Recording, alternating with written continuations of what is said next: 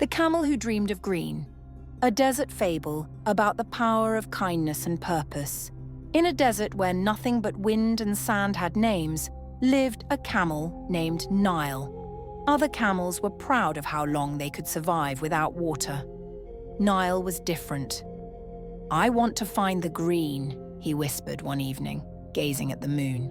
"Green?" the others snorted. "Camels don't need green. You'll get lost. Or worse." But Nile's heart was stubborn and soft. That night he left. 2 dates, a small pouch of water, no map. The tortoise, wisdom of the path. By the second day, the sand began to bite. The wind kicked up in angry whispers, and the sun scorched the soles of his hooves. His breath grew shallow. That's when he saw her. A tortoise, flipped on her back, legs swinging in the air like crooked branches. Nile hesitated. The green was calling, but so was she. With quiet care, he knelt and flipped her upright. "Thank you," she said, blinking slowly. "You could have passed by." "Why are you so far from shelter?" Nile asked. "I'm searching," she said. "Long ago, I followed the water trails. I remember where they used to flow." She tilted her head east. "There's a canyon beyond the next ridge. Cross it alone, and you'll fall. But I've walked it before. I can guide you." And so Nile walked slower, but wiser, with the tortoise beside him. The sparrow, eyes of the sky. The canyon was steep and cruel, as if the earth had cracked open in protest. They climbed carefully, winding along stone ledges barely wider than a hoof. By the 3rd day, the sun had turned from hot to cruel. Their shadows stretched thin, and that's when they heard it, a soft, broken chirp. Wedged between 2 rocks was a small sparrow, her wing bent awkwardly beneath her. "I can't fly," she whispered. "I've been stuck for hours."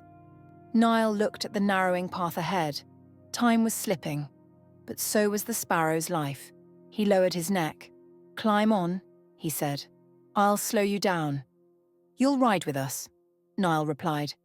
"Every step counts." They travelled quietly after that, until the canyon ended and revealed a new danger. A salt flat. It shimmered like water, but it burned like fire. No trail, no guideposts, just miles of mirrored emptiness. The sparrow cleared her throat. "I know this place. Let me climb that ridge." With a trembling flap, she reached a rock outcrop, peering over the maze of cracked white veins. "There, left, then curve around. Trust me." And so they followed her map of sky. The fox, instinct for shelter. By the end of the flats, Nile was limping. His dates were gone, his water pouch empty. The air grew still, almost too still. That eerie silence before a sandstorm. And then, a sound. A cry.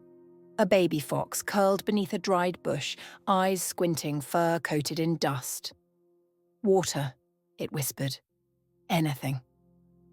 Nile had nothing left, except shade. He bent over, letting the fox crawl beneath his belly. When the storm came, it came fast, a roar of sand and sky, ripping across the land like a dragon's breath. They shielded each other, tucked in a tight circle.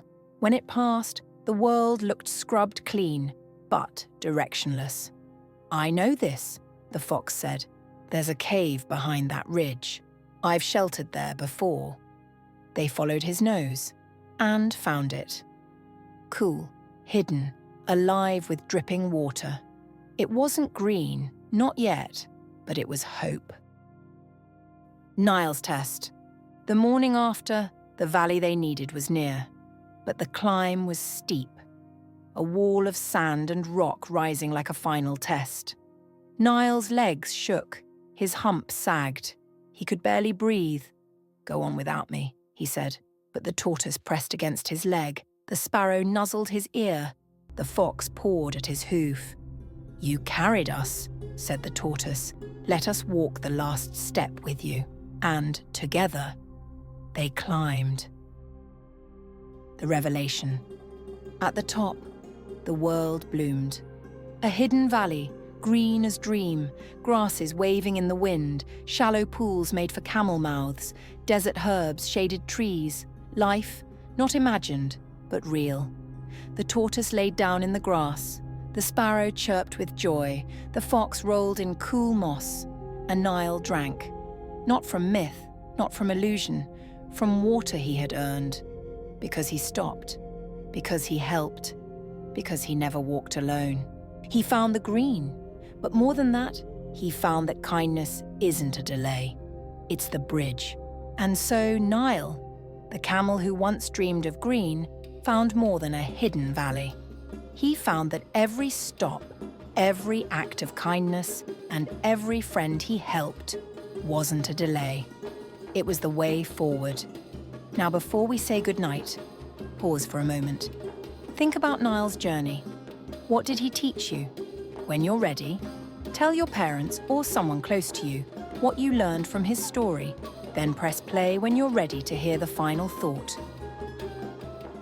Dreams are not reached by rushing ahead, but by reaching back. Sometimes the help you give others becomes the very reason you arrive at your own destination. If you believe that imagination grows best in quiet moments, and that stories should invite children to listen, wonder, and dream, then open the imagination box with us. Each tale is a gentle journey, crafted for ears, not eyes. No flashing screens, no fast cuts, just your voice, their curiosity, and a world unfolding in their mind. Subscribe to join us, because imagination doesn't need to be watched. It just needs room to grow.